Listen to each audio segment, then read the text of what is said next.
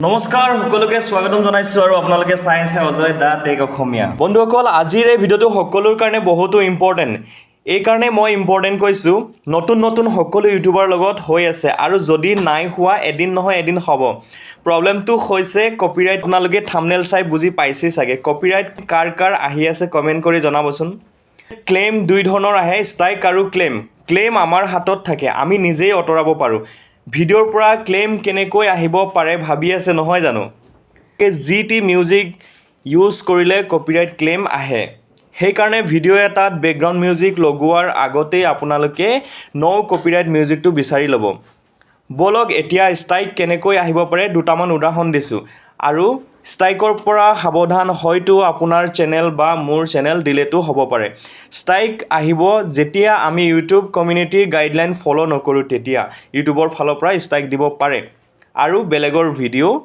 upload কৰিলে strike দিব পাৰে বহুসকলে ষ্ট্ৰাইক দিয়ে বলক আজি আমি কথা পাতিম কপিৰাইট ক্লেইম ভিডিঅ'ৰ পৰা কেনেকৈ আঁতৰাব পাৰি প্ৰথমতে আপোনালোকে ক্ৰম ব্ৰাউজাৰটো উলিয়াই ল'ব আৰু অপেন কৰাৰ পিছতে ইয়াতে আপোনালোকে টাইপ কৰিব studio.youtube.com তাৰপিছত কি কৰিব আপোনালোকে ডেস্কটপ চাইট কৰি ল'ব মই আজি মোৰ এটা নিজৰ ভিডিঅ'তে কপিৰাইট ক্লেইম লাগি আছে সেইটো কেনেকৈ আঁতৰাম মই আপোনালোকক সম্পূৰ্ণকৈ দেখাম ভিডিঅ'টো স্কিপ নকৰিব শেষলৈকে চাব নহ'লে বুজিয়ে নাপাব ষ্টুডিঅ'ত গৈ মোৰ যিটো ভিডিঅ'ত কপিৰাইট ক্লেইম লাগি আছে সেইটো আপোনালোকক দেখুৱাবলৈ মই এই পেজটোৰ পৰা বেক হৈ গ'লোঁ এইটো চাওক মোৰ ইয়াতে কপিৰাইট লিখা আছে তিৰুপতি বালাজী টেম্পলত য'ত ভিডিঅ'টো আছে তাতে মোৰ কপিৰাইট লিখা আছে এতিয়া আপোনালোকে লেফ্ট সাইডে তিনটা লাইন দেখি আছে তিনটা লাইনত ক্লিক কৰি দিয়ক তাৰ পিছত ওলাব আপোনাৰ ড্যাশবোৰ্ড আৰু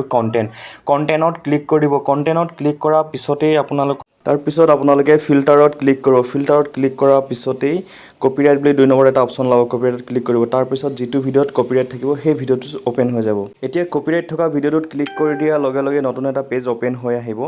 তাতে 3-4টা অপচন আছে আপোনাৰ তাৰপিছত কপিৰাইটত ক্লিক কৰি দিব আকৌ এবাৰ কপিৰাইটত ক্লিক কৰাৰ পিছত সি ডিটেইলত ক্লিক কৰি দিব সি ডিটেইলত ক্লিক কৰাৰ পিছত নতুন এটা পেজ ওপেন হৈ আহিব ইয়াতে ৰাইট সাইডে কৰ্নাৰত চাব আপোনালোকে select action আছে তাতে ক্লিক কৰি দিব তাতে ক্লিক কৰাৰ পিছত আকৌ নতুন এটা পেজ ওপেন হৈ আহিব আপোনাৰ